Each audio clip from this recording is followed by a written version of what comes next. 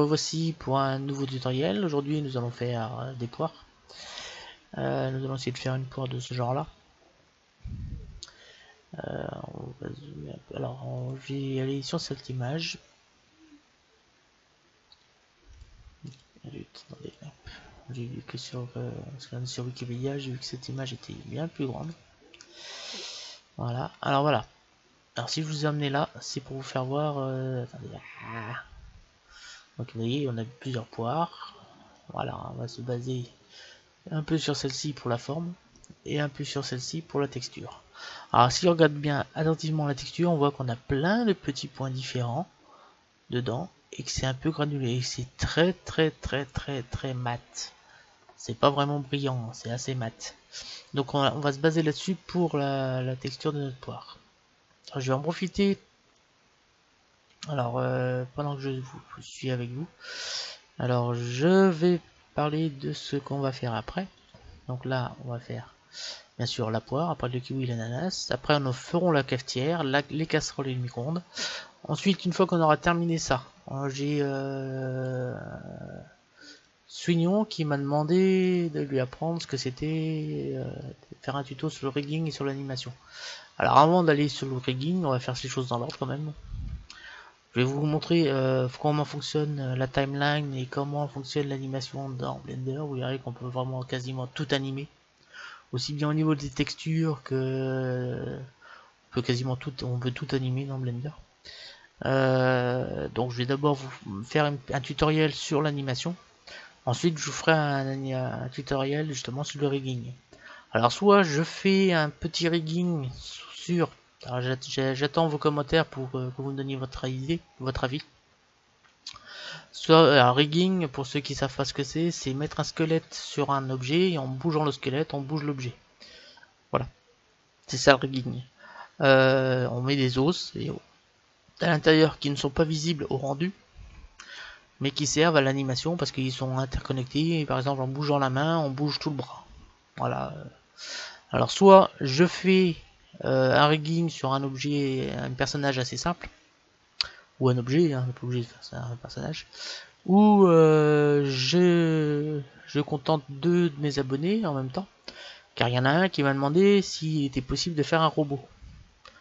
Alors voilà, soit je fais un rigging sur un personnage assez simple, soit on modélise un robot de manière réaliste.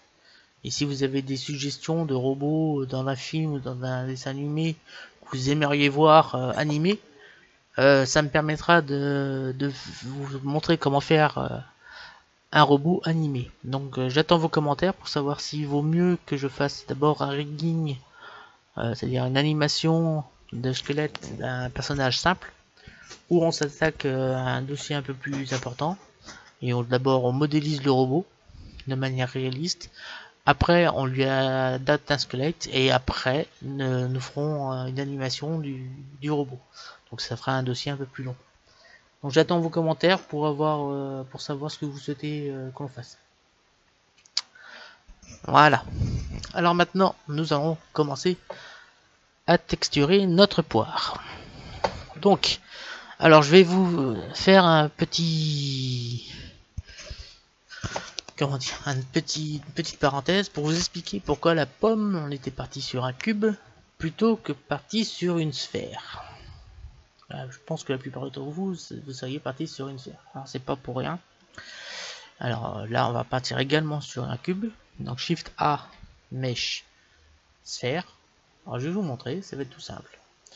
Alors une sphère, ce sont, si on regarde bien attentivement, ce sont des carrés. Ce sont que des faces carrées, sauf au sommet. Au sommet, ce sont des triangles. Bon, jusque là, un peu normal. On appuie sur mode edit, on clique ici, et on va venir baisser cela. Voilà.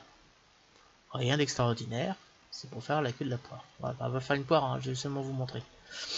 Ici, on passe en mode objet. Voilà. On va adoucir. Le but, c'est d'adoucir.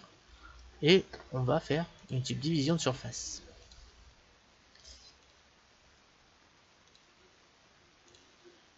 Voilà. Ah, ça y est, je pense que vous avez compris.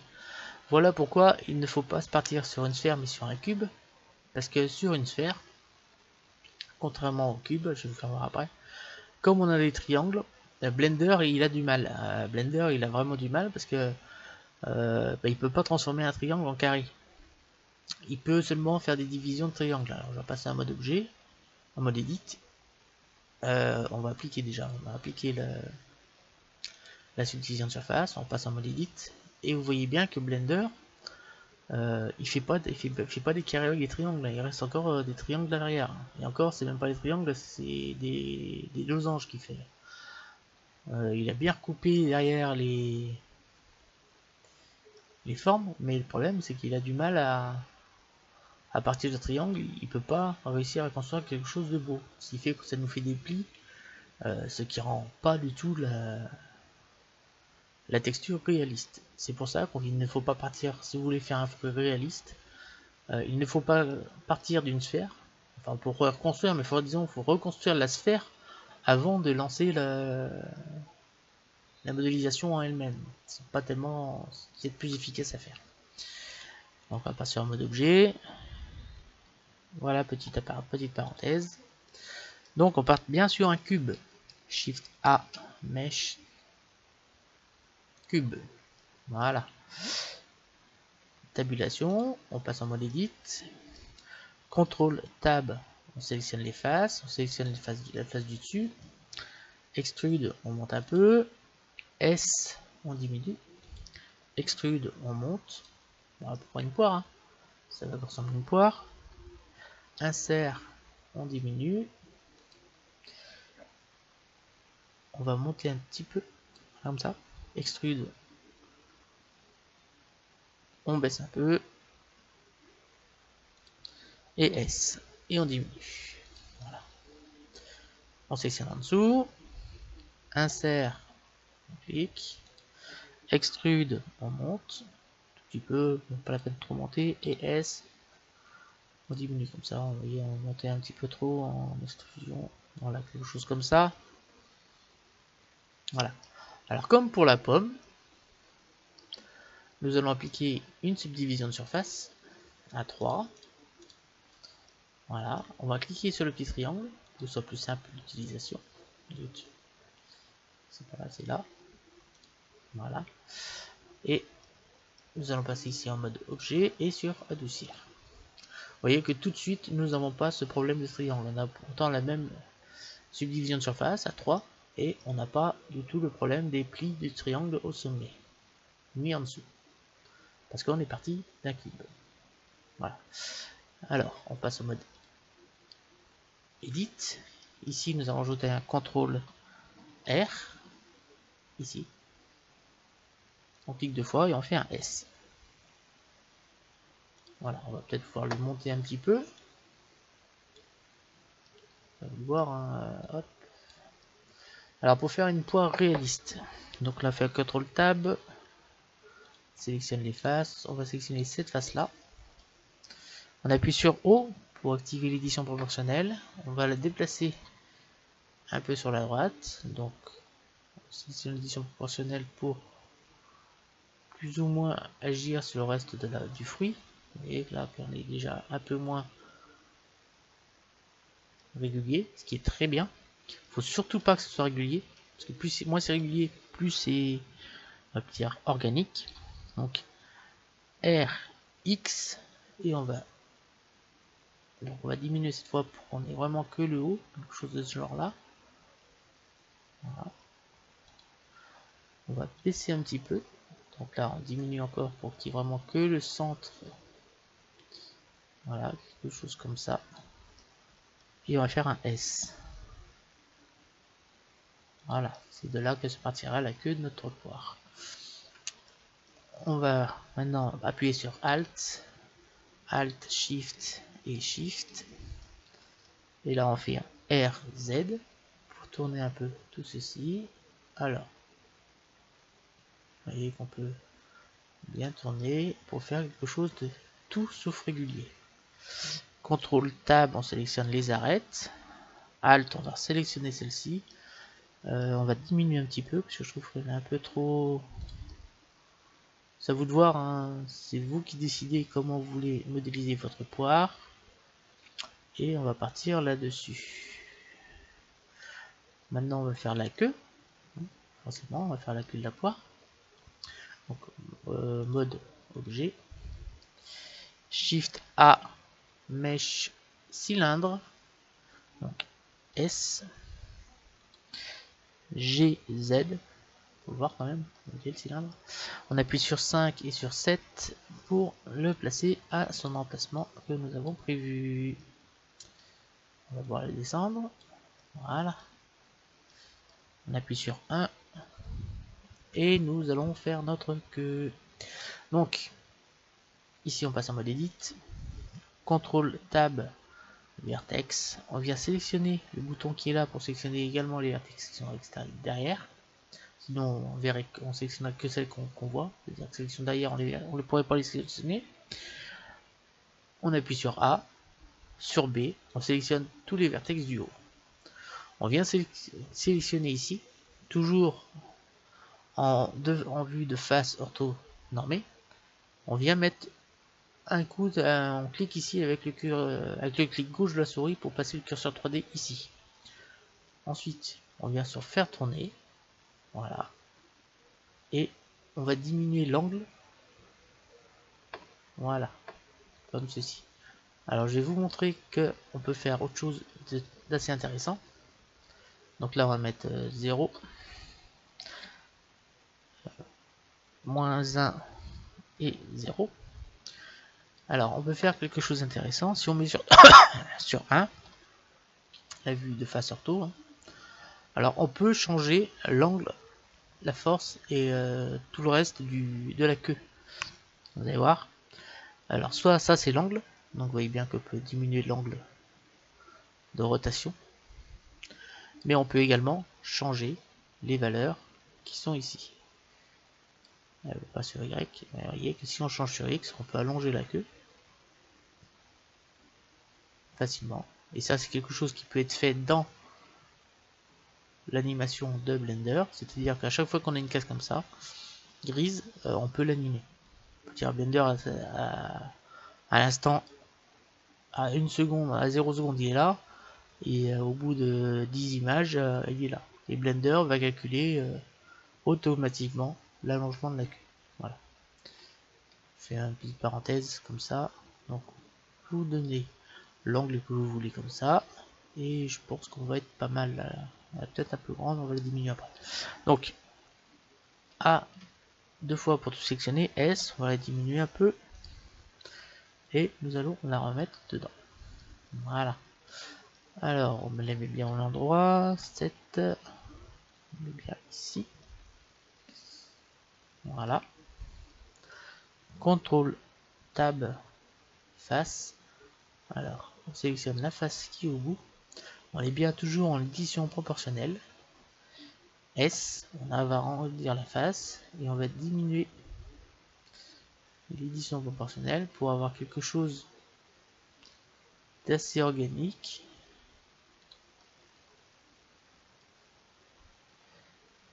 On va passer sur la vue 1 pour mieux voir. Donc S, hop, voilà, quelque chose de ce genre là. S, on le fait en 2 fois s'il faut, hein. Voilà, là ça me paraît pas mal. Maintenant on va faire un I, on diminue et on va l'enfoncer un petit peu.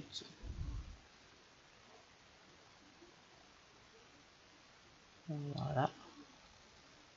Et je pense qu'on n'est pas trop mal pour la queue de la poire. On passe en mode objet, en adoucir, on va appliquer une subdivision de surface. Voilà, comme ceci. On passe en mode edit, CTRL R et on va venir CTRL R ici aussi.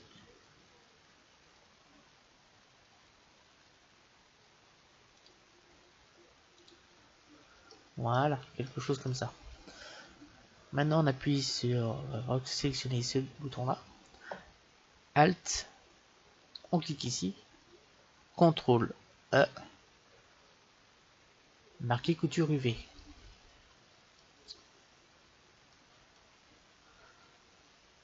Alors on clique bien ici pour mieux voir.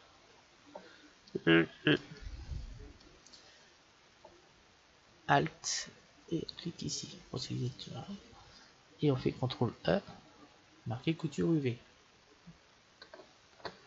Voilà. A 2 fois, U déplié. Ici on clique sur éditeur UV image et nous avons notre dépliage d'UV de la queue de la poire. Alors faut pas oublier que ce petit rond ça correspond à ceci et tout le reste c'est bien la queue de notre poire. Alors là nous allons voir, je vais vous faire voir la queue. Ici c'est plus foncé que là, on a quelques petits points ici. Vous voyez que le bout est toujours plus foncé. Alors ce qu'il faut c'est que là, comme ça sera plus foncé, que on va avoir un dégradé de clair jusqu'au foncé ici. Ce serait bien qu'on ait la couleur qui correspond ici là, qui soit la même que celle-là. Donc on va déplacer ceci au-dessus. Donc A. Zut. On passe en mode edit. Donc là ici. A. C. On sélectionne tout ceci. On appuie sur O pour enlever l'édition proportionnelle. G. On vient de mettre ceci ici. Aussi simplement que ça. On peut même le faire toucher. A 2 fois. R. On va venir tourner ici. G. Et on essaie de tout faire tenir dedans. Voilà. Maintenant on fait une nouvelle. Là on va l'appeler texture queue de poire. Voilà. On va laisser un 1024, ça suffira hein, pour la queue de la poire. Maintenant on va rouvrir ceci ici. On va mettre éditeur de nœuds. Nouveau. Shift A. Texture. Texture image. On connecte la couleur à la couleur. Et là au lieu de cliquer sur ouvrir, on clique sur la petite image ici. Et on va le chercher texture queue de poire. Hop. Ici, nous allons passer en mode peinture de texture. Voilà. Et on va agrandir un peu ceci. Et on va appuyer sur la touche diviser. Voilà, pourquoi cette touche diviser? Ça nous permet d'isoler la queue de la poire. C'est le divisé du pavé numérique. Hein. Voilà. Ici, nous allons cliquer sur vue et passer sur peinture. On appuie sur T pour faire apparaître quand même le menu. Vous allez chercher un orange et vous allez baisser la lumière pour trouver un marron. Donc pas un marron. On va même aller vers un petit peu plus vers le vert. Genre ça là, genre kaki. Voilà. Vous allez prendre la force à fond et le rayon à fond. Et vous allez tout peindre. Voilà. Là vous voyez qu'en haut on a bien tout peint. On va descendre le rayon, la force, et on va augmenter la teinte. Et là, on va peut-être augmenter un peu la force. Voilà, quelque chose comme ça. Voilà, on va baisser le rayon.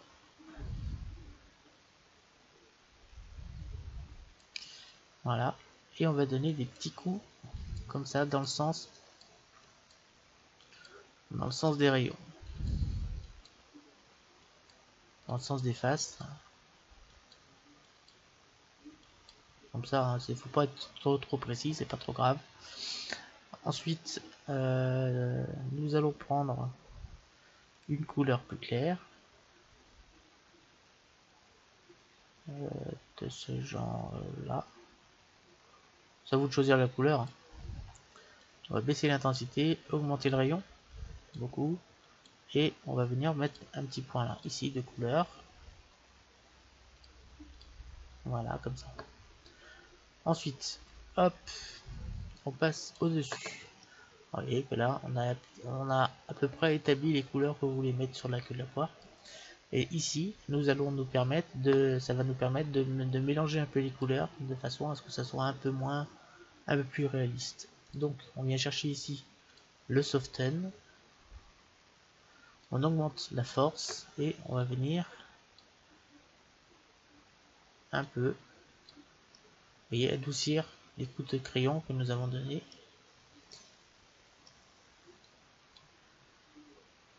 Alors, faut laisser le Blender calculer. Le soften il est un peu gourmand en ressources. Voilà, parce qu'en fait il lisse un peu les couleurs.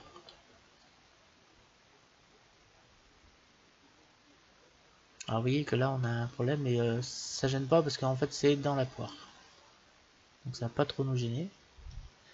Maintenant on vient chercher le mélangeur de couleurs. On va augmenter un peu la force. On va zoomer un peu dessus et on va venir baisser le rayon. La force c'est bien, c'est le rayon qui est un peu trop fort.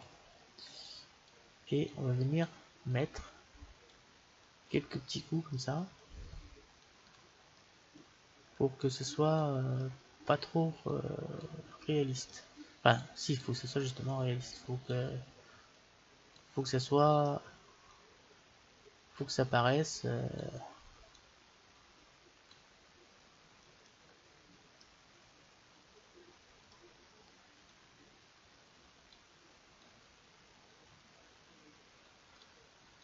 Alors, faut éviter de faire trop vite pour que Blender arrive à calculer la couleur des faces.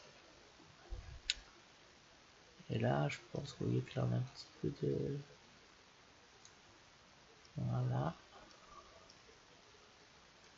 Alors, on va descendre un peu plus bas. Là aussi. Alors, faut essayer de faire ça de manière à ce que ça fasse réaliste. C'est à vous de voir hein, comment faire, et je pense que là on n'est pas trop mal. Il n'y a peut-être pas assez de descente ici pour faire voir. Donc on va prendre la couleur là et on va essayer d'augmenter un peu le nombre de descentes. Donc il va peut-être monter comme ceci. Ici on vient un peu lisser comme cela. J'espère que c'est pas trop compliqué pour vous. L'idéal ce serait d'avoir une tablette graphique, j'en ai bien une, mais comme je me dis que vous n'avez peut-être pas tous une tablette graphique, je me mets dans les mêmes conditions que vous. Et je fais ça à la souris. Alors, faut éviter qu'on ait des saccades car on va faire une spec pour faire un peu de relief sur la queue de la poire. Et justement, faut éviter qu'il y ait trop de saccades parce que ça va se voir sur le relief. Donc, faut essayer de bien lisser.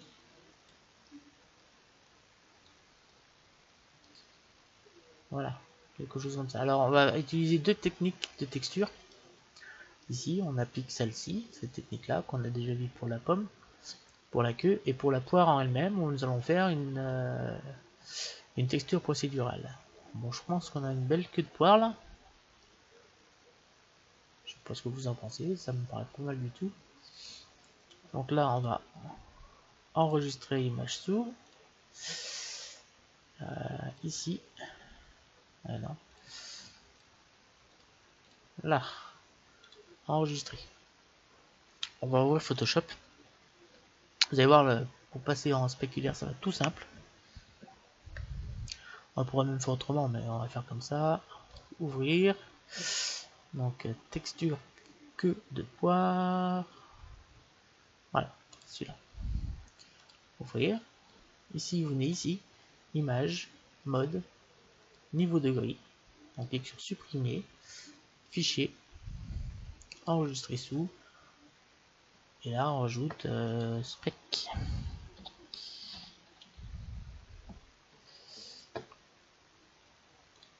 Ok, on revient sur Blender. Voilà, donc ça nous allons pouvoir le fermer, on n'en a plus besoin.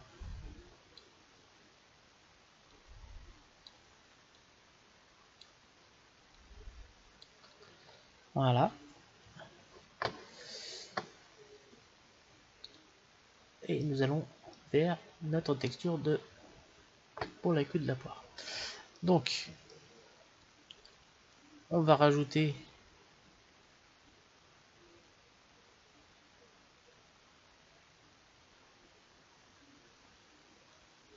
à la diffuse, nous allons rajouter un Shift A, texture, image texture.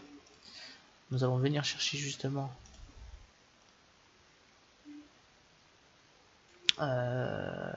c'est là notre spec, c'est-à-dire celle-là, ouvrir. Nous allons ajouter un vecteur, Shift A, vecteur dump, ici. Nous connectons la couleur à la hauteur et nous venons sélectionner la normale pour que nous en mettre sur la normale. Voilà, ici on va passer en mode objet et on va faire un petit Shift Z pour voir ce qui se passe. On va rajouter peut-être un peu de brillant, Shift A, shader de mélange, voilà, Shift A, shader, brillant. Donc là on va mettre ici et on va peut-être diminuer la force du brillant et la couleur nous allons essayer de la mettre sur le déplacement. Alors si on regarde bien ici, nous allons rajouter un convertisseur dégradé de couleur, voilà.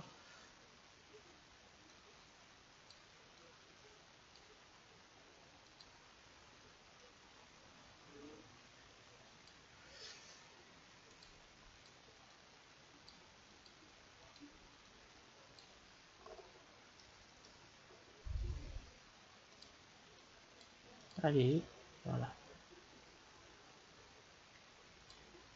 Alors on va mettre un peu de lumière pour voir ce qui se passe, parce que là on voit pas grand chose. Shift A, lampe, point, G, Z, on va le monter un petit peu. Allez, que tout de suite on voit un peu mieux ce qui se passe. On vient cliquer là.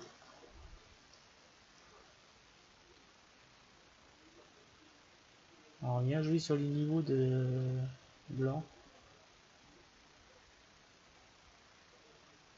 pour apporter un peu de relief.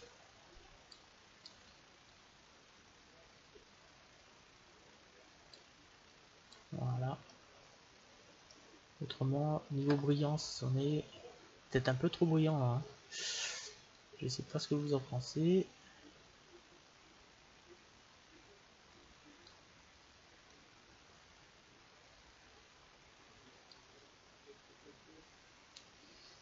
Si on rajoute ici la couleur au fac,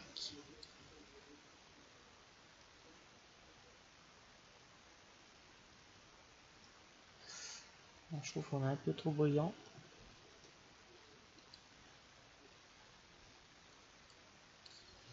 Le problème c'est que si là c'est pas mal, peut-être rajouter un peu de rugosité, pas beaucoup. Je pense que là on n'est pas trop mal pour la queue. Bon là on aurait peut-être pu aller un peu moins cubique, un peu trop raide ici. Autrement on a bien notre sculpture qui vient pas trop faite pour la queue de la poire. Voilà pour la queue de la poire. On appuie sur diviser. Voilà, on vient sélectionner la poire. Et nous allons faire la texture procédurale pour la poire. Donc là on peut faire un Shift Z encore. Cette fois on va avoir la poire. On va cliquer sur nouveau. Alors on va aller retourner sur Google pour bien vous montrer la poire. Alors ici, on va partir sur une texture qui va ressembler à ça. Vous voyez bien qu'en fait on a plein de petites cellules qui sont d'une couleur foncée entourées de petits traits clairs. Et ça fait comme si on avait un peu de relief. Donc on va essayer de faire créer ça sous une forme de texture procédurale. Donc pour ceci déjà il nous faut deux couleurs. Donc un Shift A,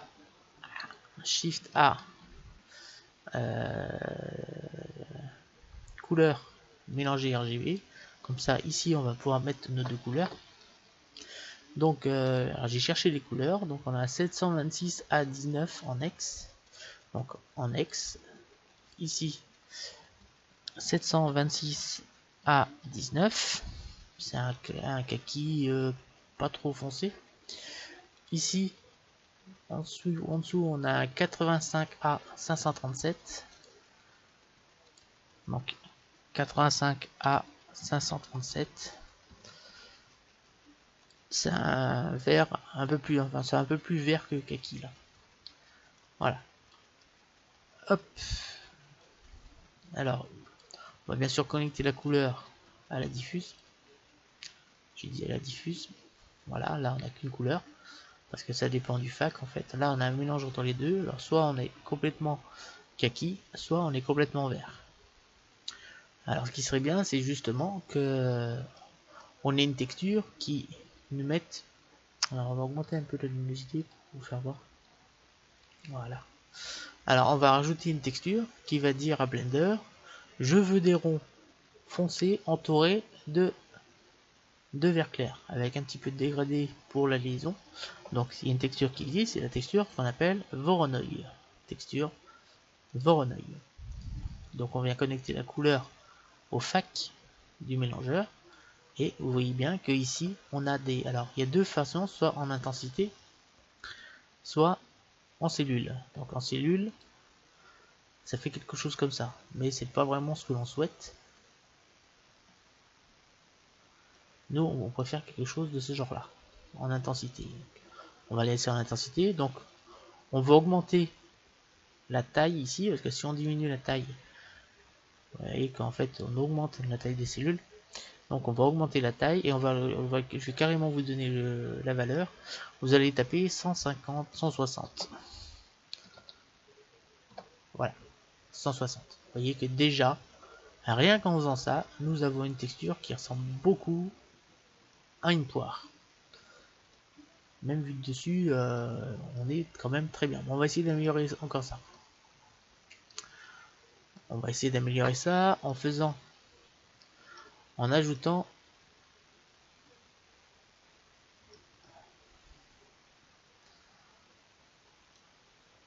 alors ici on a la rugosité. Donc ce qui serait bien c'est que la texture, la rugosité de notre diffuse soit en fonction de l'intensité de la texture Voronoi. Donc c'est ce qu'on va faire.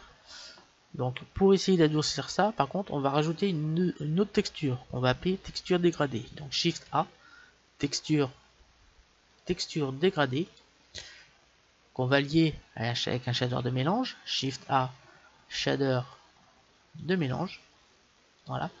Donc on va connecter la couleur du texture dégradée au shader du bas, la couleur texture Voronoi au shader du haut. Nous allons taper un fac de 0,009 sur le shader de mélange et le reste on laisse comme ça. Donc cette valeur de régule, cette valeur qui sort du shader de mélange, c'est ce qui va nous donner la valeur de la rugosité que nous allons appliquer à la diffuse. Alors nous allons tout de suite appliquer ça ici. Voilà. Donc là vous n'allez pas tellement voir ce qui va se passer. Sauf que ici nous avons dit qu'en fait chaque petit point foncé a de la rugosité et chaque zone claire n'en a pas. C'est ce qu'on nous venons de dire à Blender. Donc on va rajouter un peu de brillance. Là ça se voit peut-être un peu ici. sur l'ombre, ce qu'on vient d'appliquer. Shift A, shader de mélange. Si je regarde à côté, c'est parce que j'ai déjà préparé le dossier, hein, comme d'habitude. Je prépare toujours mes formations. Et nous allons reprendre, nous allons ici appliquer Shift A, shader brillant. Shader brillant, là. Et nous allons connecter ceci à là. Donc là, on est forcément un peu trop brillant. Donc ici, nous allons appliquer une couleur qui est 726 à 19. Donc je pense que c'est celle qui était là. Voilà. Donc vous venez ici. Vous cliquez et vous venez chercher la couleur qui est là. Voilà. On récupère un peu notre couleur qui est là. Ce qu'on va faire ici, nous allons faire la même chose que là. Nous allons dire à Blender que la rugosité va être définie par la texture Voronoi. Mais cette fois, on n'a pas besoin de l'adoucir. On va prendre directement la couleur qui est là et nous allons cliquer sur rugosité. Alors voilà ce qu'on obtient. Vous voyez que là, on a un peu de brillant sur autour des points. Mais vous voyez qu'en fait, là, on n'a pas le brillant où il faudrait. C'est le brillant, c'est le vert clair qu'il faudrait, et pas celui noir.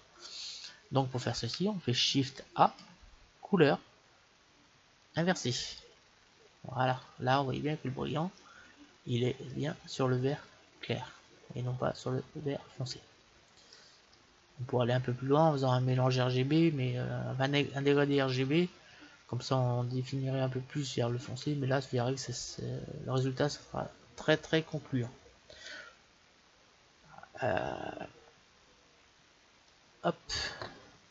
Alors pour essayer d'affiner justement cette valeur là, on a une autre solution, c'est de prendre ce qui nous servait pour calculer la rugosité de la diffuse. Nous allons prendre la même valeur pour définir quelle zone va être brillante et quelle zone ne veut pas l'être. Donc on prend le FAC qui sort du shader de mélange entre la texture Voronoi et la texture dégradée, et nous allons le connecter au FAC du shader de mélange. Voilà. Vous laissez comme ça pour l'instant. Et on va essayer de faire ressortir un petit peu les petits points qui sont ici. Donc on prend encore notre couleur Voronoi et nous allons venir la connecter au déplacement de la sortie. Alors nous avons des creux au lieu de boss. Donc nous allons appliquer un... Alors soit on applique un inverseur, comme ça on aura des boss, enfin, je vais faire voir. Hein. Si je prends couleur inversée, là on a bien des boss. Mais bien, on a bien des boss, mais on en a beaucoup trop par rapport à ce qu'on veut faire. Donc c'est pas ce que l'on veut. Donc supprimer. Donc on reconnecte au déplacement. Et là on va venir chercher un convertisseur dégradé de couleur.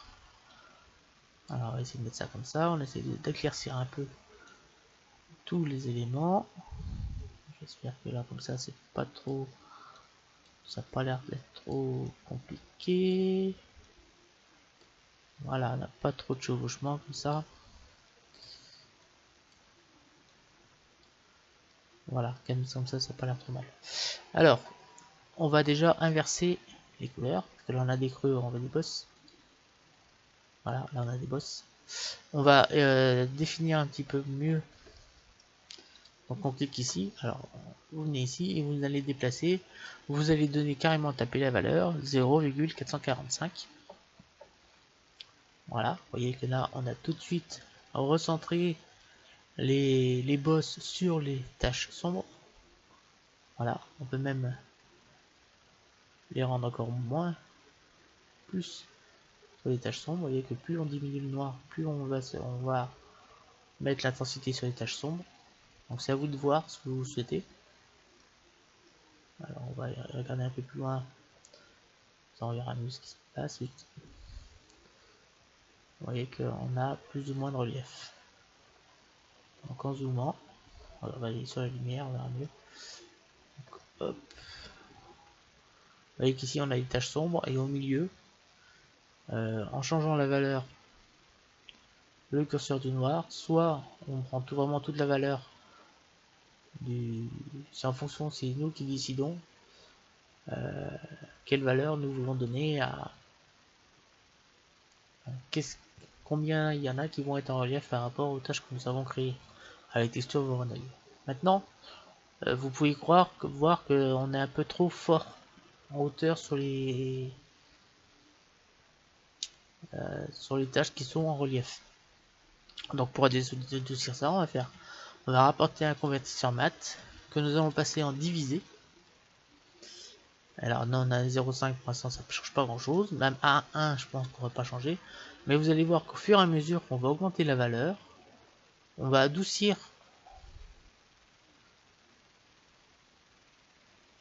on va les rendre moins proéminentes, les bosses, le relief. Et on va directement taper la vecteur 50. Et là, on va avoir quelque chose de beaucoup plus réaliste. Et voilà, nous avons terminé la modélisation et la texture de notre poire. Alors j'espère que j'aurai été assez clair sur cette petite texture procédurale. Elle n'est pas trop compliquée.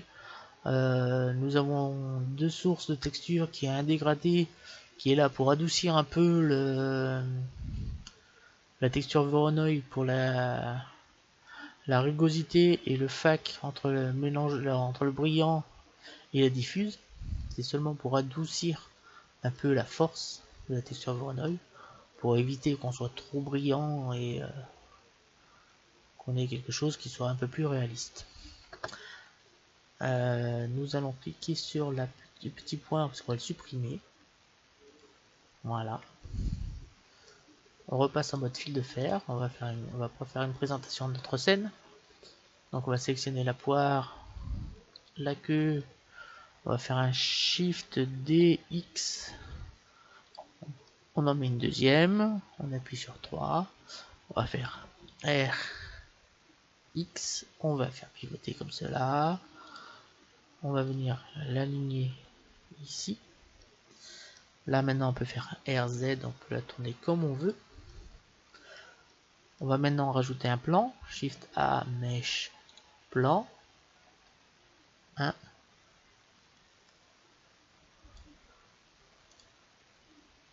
Arrête.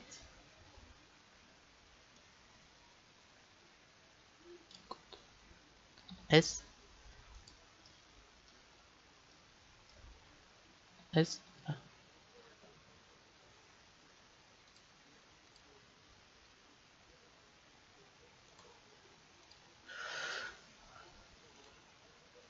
Brillant. Blackman. On va ajouter un peu de rugosité. Ici on va faire un CTRL ALT 0. Voilà. On va ici.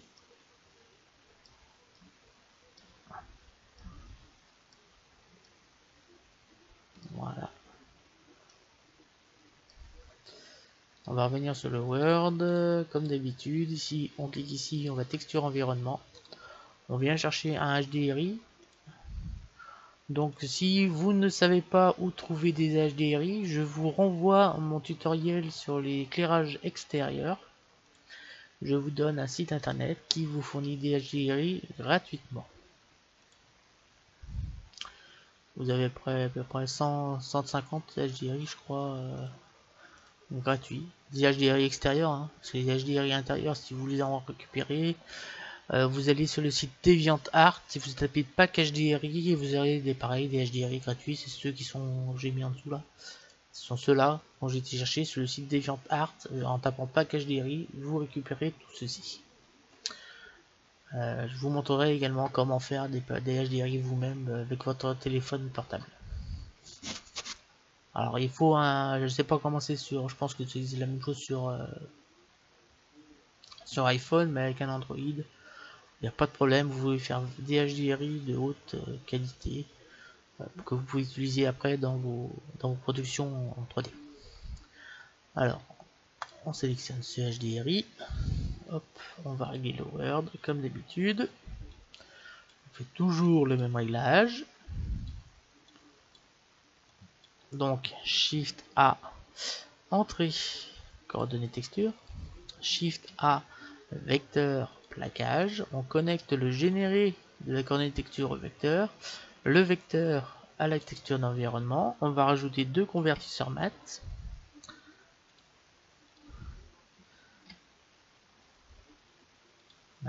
Un que l'on passe en multiplié. Donc on vient connecter le vecteur ici et on vient connecter ici.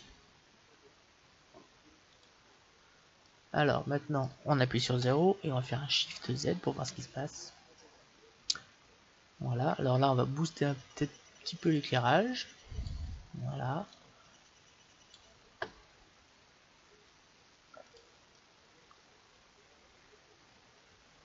On va mettre un angle qui ça va pas être trop mal, comme c'est là. Voilà, ici nous allons baisser un peu. Voilà. Pardon. Alors on maintient Shift et on va monter un petit peu comme cela.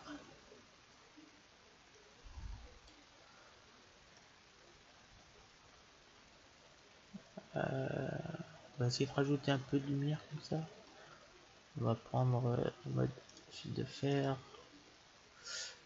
On va sélectionner ça. On maintient Shift et on sélectionne ça. On appuie sur 0. RZ. On va la tourner un peu comme cela. Et là on fait un Shift Z pour voir ce que ça donne. Je pense qu'on n'est pas trop mal.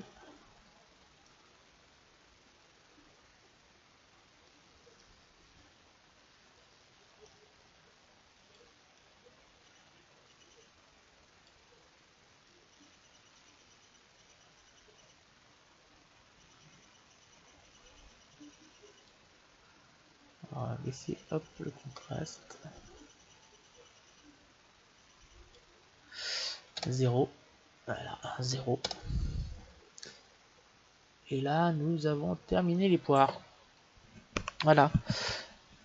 On va faire un rendu à 100%. En finale, schéma lumière, global illumination, plein écran et rendre. Ça devrait aller assez vite, je pense. Il n'y a rien de bien compliqué.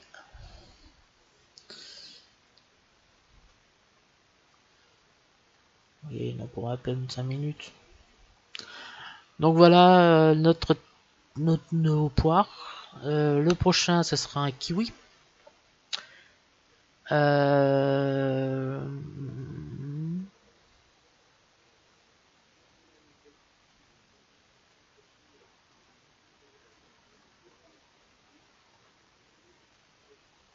va peut-être pu mettre un petit peu plus de bouillant sur la queue.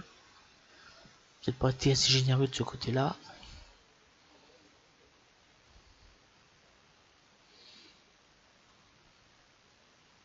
Alors faire un peu plus de subdivision de surface quand on voit encore un petit peu les faces ici. Bon, c'est à vous de voir, hein. C'est selon ce que vous voulez voir.